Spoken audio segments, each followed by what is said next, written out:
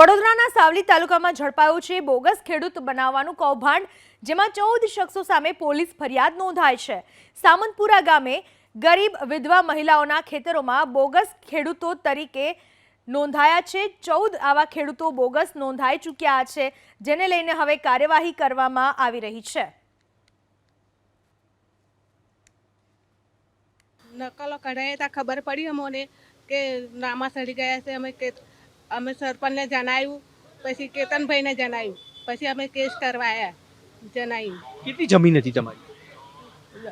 2 વીઘો ના કશું નહીં લખાણ આવ્યું, બારોબાર બીજાને વેચી દેવામાં।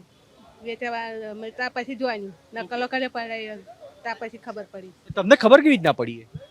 નકલો કઢાય ને ત્યાં નામા જોયા કે અમારા ઘરના નામા આટલા નામા હતા અમારા, પછી ખબર પડી કે આ નામા કઈથી સડી જાય એમ।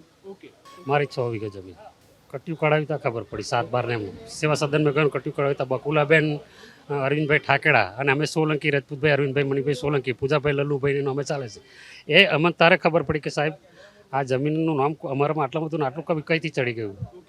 તમારી જોડે કઈ અંગૂઠા લેવડાયા હતા, સહી કરાવી હતી, કશું કરાયું? સહી ભાઈ નથી, કશું જ નથી કરાયું પણ ડાયરેક્ટ કાં તો દાખલા મેલીને અને નોમાં જમીન પેલું પૂજાભાઈ લલ્લુભાઈનું બદલે બકુલાબેન પૂજાભાઈ કરી દીધું અને સોલંકી કરી દીધું। ના ઓળખતો નથી, પણ એ લોકો કાગરે ઉપર જોયું બકુલાબેન અરવિંદભાઈ ઠાકેડા। તમારા ગામના છે કે બહારના? બહારના છે, અમે ઓળખતા નહીં, કશું નહીં।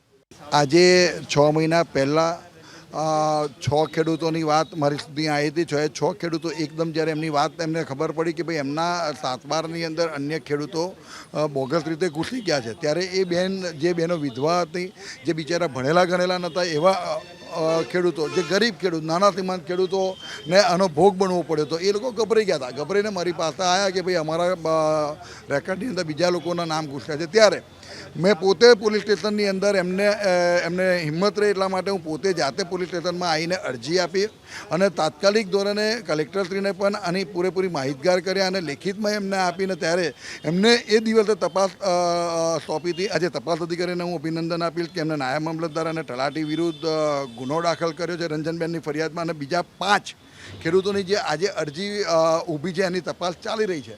મારે હમણાં તપાસ અધિકારી સાથે વાત થઈ અને મને કહ્યું કે ભાઈ અમને રેવન્યુ ડિપાર્ટમેન્ટ દ્વારા એવું કહેવામાં આવ્યું છે કે રેકર્ડ ઉપલબ્ધ નથી। એ પણ ખૂબ ગંભીર બાબત છે કે ભાઈ રેકર્ડ ઉપલબ્ધ નથી, એ પણ બહુ ગંભીર બાબત છે। હું આજે માન્ય મુખ્યમંત્રી સાહેબને અને માન્ય કલેક્ટરશ્રીને પણ લેખિતમાં રજૂઆત કરવાનો છું કે ભાઈ હજુ પણ આમાં એસઆઈટીની તપાસ આપો અને એસઆઈટીની તપાસ આપીને હજુ પણ આ લોકોને જે બાબતની ગંભીરતા નથી એને ગંભીરતા બતાવો, અને જે પણ હજુ અંદર સંડોવાયેલા હોય, ગમે તેવા માથા હોય, એને બહાર લાવો કે જેનાથી આવા નાના લોકો આનો ભોગ ના બને। ટોટલ પ્રક્રિયાથી આ લોકો વાકેફ જ નથી। જનરલી ગામડાઓમાં આ લોકો પોતાના 7/12 કે એવું બહુ રેરલી કઢાવતા હોય છે, જ્યારે એમને કોઈ બીજા કોઈ યોજનાના લાભ કે વસ્તુ મેળવવા માટે। તો જ્યારે આ અમુક જે લોકો છે એમણે આ વસ્તુ એમના 7/12 કઢાવ્યો ત્યારે એમને ખ્યાલ આવ્યો કે અમારા જમીનના નામમાં કોઈ બીજા લોકોના નામ ચડી ગયેલા છે। હવે જે અમને અમુક જે કાગળ મળ્યા નથી, એ જો કાગળો અમને ઉપલબ્ધ થાય તો વધારે આમાં બીજી કેટલી જમીનમાં કઈ રીતનું થયેલું છે, મતલબ ખોટી રીતે નામ દાખલ થયા છે, એ વધારે તપાસનો વિષય છે અને એમાં આગળ તપાસ કરવામાં આવશે।